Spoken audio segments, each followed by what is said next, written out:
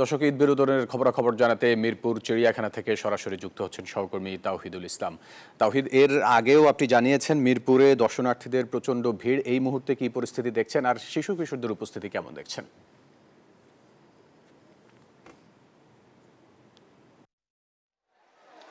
ফয়সাল, আপনাকে ধন্যবাদ। আসলে সকাল থেকেই মিরপুরে জাতীয় চিড়িয়াখানায় দর্শনার্থীদের পদচারণায় মুখর, এখনও মুখর আছে এবং ঈদের শুরুর দিন থেকেই প্রায় লক্ষাধিক মানুষের, প্রতিদিনই লক্ষাধিক মানুষের পদচারণায় মুখরিত থাকে এই জাতীয় চিড়িয়াখানায়।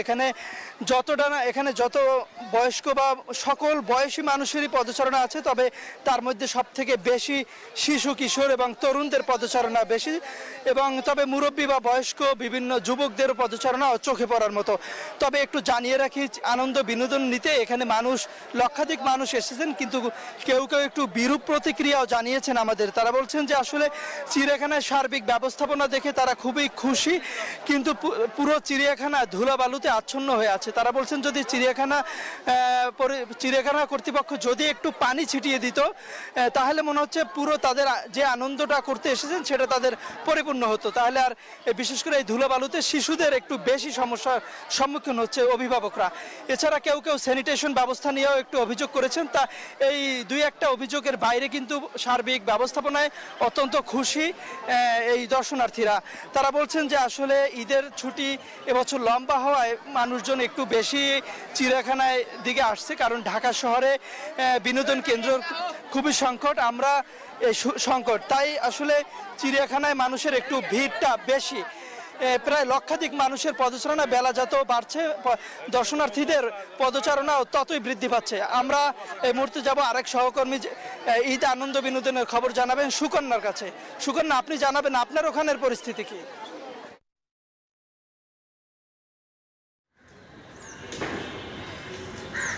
বান্ডেল থাকলে প্রতি সেনমানিতে টাকা বাঁচবে।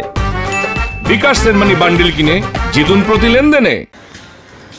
তাহিদ, আমি এই মুহূর্তে রয়েছি ধানমন্ডির সরোবর এবং সকাল থেকেই বেশ কয়েকটি জায়গা আমি ঘুরে দেখেছি।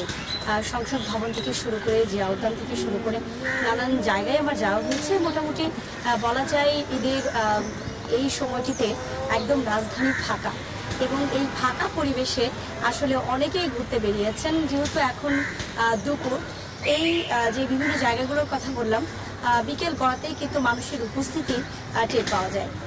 এই মুহূর্তে আসলে একটি পরিবারের সঙ্গে আমার কথা হচ্ছিল।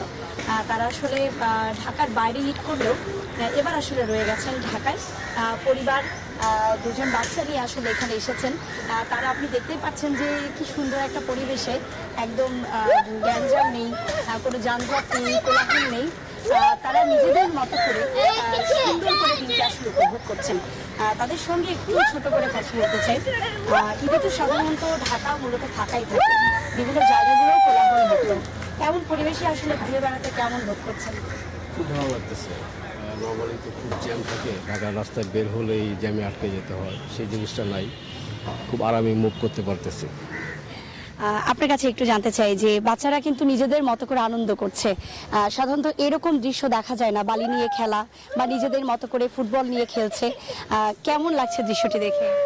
আলহামদুলিল্লাহ, আমার খুবই ভালো লাগছে। আর এই জন্যই আমি ওদেরকে নিয়ে আসছি, যেন একটা নিরিবিলি পরিবেশে ওরা নিজেরা খুব এনজয় করতে পারে, একটু নিজেদের মতো করে খেলাধুলাটা করতে পারে। আরো ভালো লাগতো যদি আরো এই সমবয়সী কিছু বাচ্চা ওদের সাথে থাকতো, তাহলে ওরা আরো এনজয় করতে পারতো। নিশ্চয়ই এই যে ছোট ছোট শিশু কিশোরদের যে খেলাধুলার যেই মুহূর্ত বিকেল নাগাদ হয়তো বা বাড়বে। আর অন্যান্য জায়গায় যেই জায়গাগুলোতে আমি ঘুরেছি, সেখানকার মানুষরা কিন্তু বলছেন যে কেউ এসেছেন বরিশাল থেকে, কেউ এসেছেন সাভার থেকে। তারা আসলে এই জায়গাগুলো ঘুরে দেখছেন। মূলত বলাই যায় যে রাজধানীর এই ফাঁকা মুহূর্তটিও ঈদের আনন্দ আসলে বহু গুণে বাড়িয়ে দিয়েছে। যারা এই মুহূর্তে নগরে রয়েছেন, তারা আসলে বিভিন্ন জায়গা ঘুরে দেখছেন। এই রবীন্দ্র সরোবর থেকে এই ছিল ঈদ আনন্দের আমার কাছে সর্বশেষ। আমরা ফিরে যাচ্ছি স্টুডিওতে। সুকন্যা, আপনাকে ধন্যবাদ আমাদের সাথে যুক্ত হবার জন্য।